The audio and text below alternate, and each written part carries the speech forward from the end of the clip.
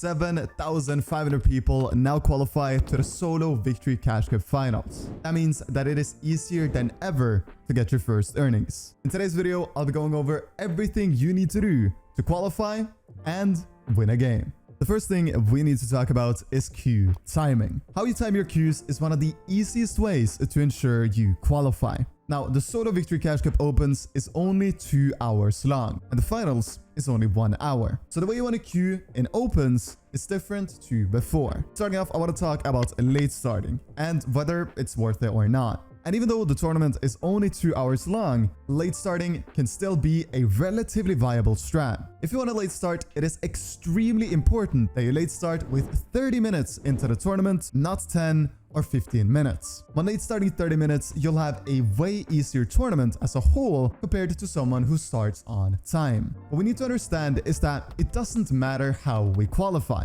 just as long as we qualify. There are no prizes in Opens, and all we need to do is get up a 7,500 and make it to the finals. The negative side of late starting is that you can't afford to die in the early end games, spending 20 minutes for less than 15 points. However, the players will, without a shadow of a doubt, be noticeably way worse throughout the tournament compared to if you start on time. Meaning, you'll have to choke very hard to get eliminated in the early stages of the late games you find yourself in. Late starting is not for players who find themselves being impatient, as these players are more prone to wasting time for very little points in tournaments. How you time your last queues is also sensationally important for how you perform in any given tournament, and especially this one. You should always undoubtedly, for the best possible chance of success, queue into your final game when there's 20 to 17 minutes remaining of the tournament. Queuing into your final game at this given time means a lot of people will W key and the game will be dead. This means that the game will be infinitely easier compared to if you queue when there's 5 minutes remaining.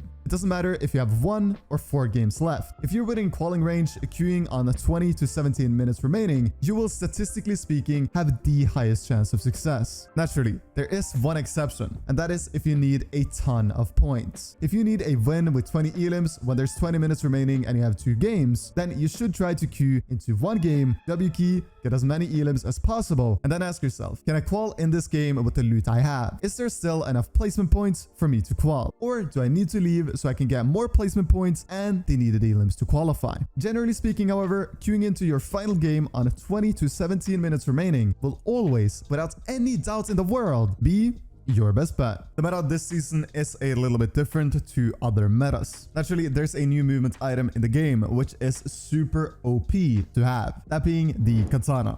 And when playing the solo CC, you obviously want to do your absolute best to get it. The best ways to get katanas is honestly from holo chests, unless you are comfortable landing on them. If you land close to them, you can also rotate into them later on in your game and see if there's any spare ones. If you don't get katanas, then Aerialist is also incredibly meta to play. Aerialist demands a tiny bit more awareness as you glide very slowly through the endgame, meaning if somebody is looking at you, you will be an easy target. Other than katanas and Aerialist, the rarity of your shotgun matters more than ever. With a shotgun that anyone and their grandmother can hit a max damage with, getting a high rarity shotgun is a bigger advantage than ever before. The easiest way to secure a good shotgun is to play aggressively on caches. Securing a gold or purple cache can drastically improve your chances of succeeding in your game. As the shotguns are so incredibly easy to hit max with, you also need to attempt to always have 200 HP. If you have 170 HP in endgame and you have a bag, you pop that bag. Not being greedy with your heals is incredibly important, and it will lead to way more consistency when it comes to playing the tournaments this season.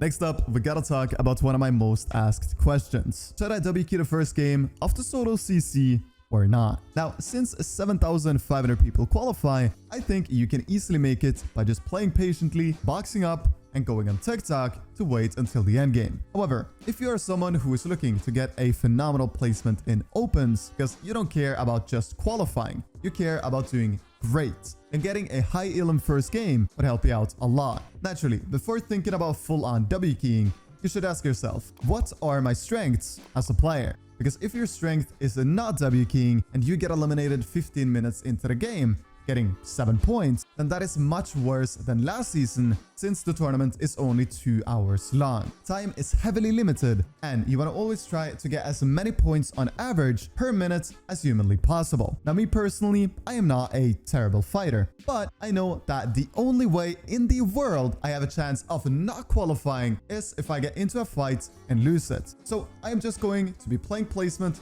every single game, including the first one, because I don't play a tournament not to qualify. I always play the way that gives me the highest chance of qualifying. I'm not wasting 2 hours on potentially not qualifying. Another thing that you need to use to your advantage this season is how bad the audio quality is. If you guys have played any customs, you'll know that when someone is pickaxing your walls, most of the time you won't be able to hear them. That means that in moving, if you pickaxe someone's wall on your layer, most of the time he won't hear you.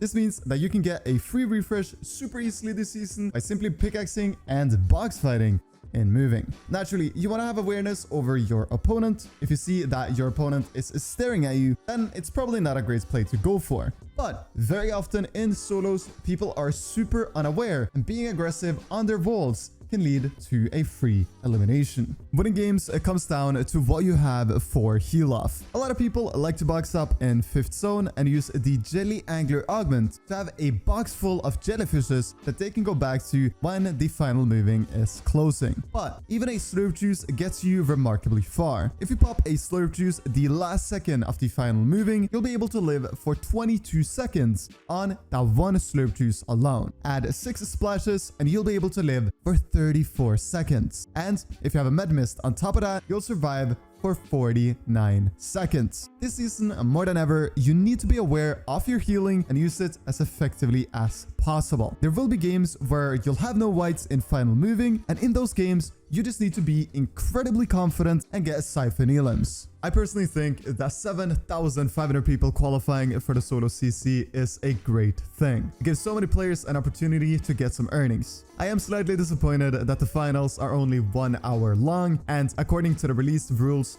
you can only get earnings from winning 1 game in the finals. Meaning if you end up winning 2 games, you'll still only get $100 in earnings from that weekly solo cash cup. If you guys apply all of the things we have gone over in today's video, you'll be able to qual all 8 weeks of the solo cup. And you'll have 24 games to win a singular one in the finals. It's being a top 7,500 players to qual means you'll also have some games where the competition won't be that good. Thank you guys so very much for watching, and hopefully I'll see you guys on the leaderboards. My name is M1K3 Editz, and I'll see you all very, very soon.